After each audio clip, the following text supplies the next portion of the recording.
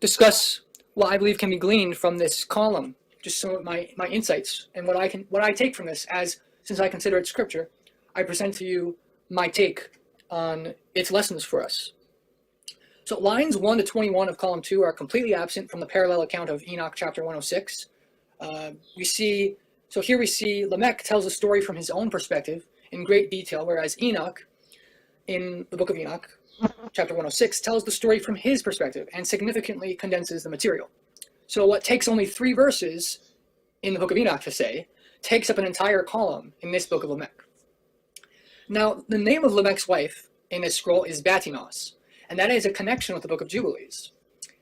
In Jubilees 4:28, it says Lamech's wife's name was Batinos. Now, there's no other.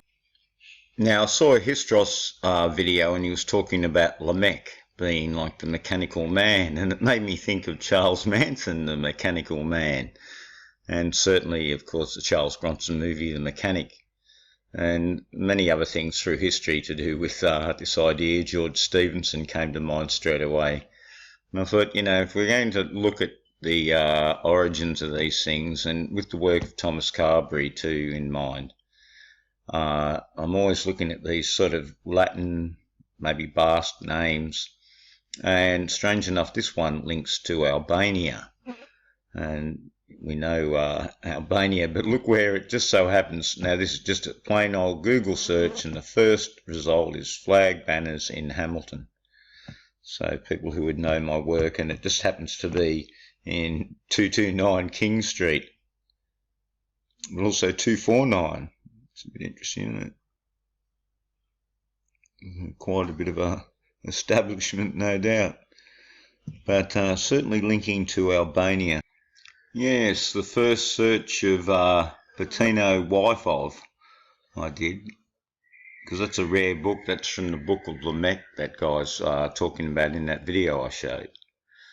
But interesting here, just we've gleaned from Albania, and Albania down in old Egypt, which people wouldn't have been aware of, to do with the Napoleon and other spellcraft ideas out of Egypt. The Albanians are definitely, and then the people sent me a thing about the Castro family of Albania. Certainly more research into Albania is needed, definitely.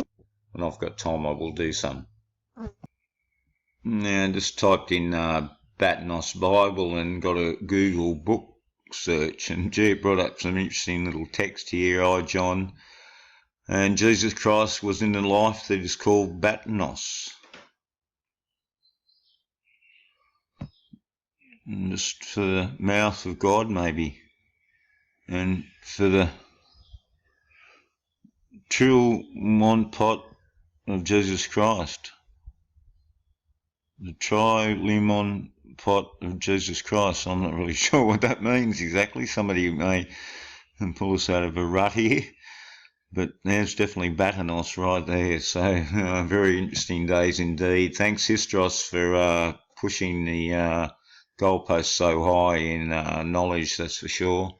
And Thomas Carberry's videos too, incredible work. And good old Hoaxbuster with some great videos as well, actually, another guy. So there's a few people out there trying to, at least have a really decent look at things like this, which people would never have known existed. There seems to be a lot of fabricated documents, and this may well be too, for all we know, whatever it is. But interesting that this word's coming up in books of Lamech and here as well. Yeah, search on images. I found this little beauty here, nice in the purple, for the Patino brothers. It says Batinos there, as you can see, and then good old pork sausages. And an interesting plant from the old Philippines, the old TSST Heaven Philippines. Interesting plant indeed, from the Poxonaceae family. And they bleed white sap, so they call it milkweed. But it can be quite a bit of a weed, even though it was used for, good purpose growing timber type thing for empire. It's one of those sort of plants let loose over all Asia. Well, all I can say is what we've learned in the last few years in general media and history books and Bible verses and whatever, we can now, put to use as we read these things a bit, and there's no better place to start than the Song of the Sword is here now.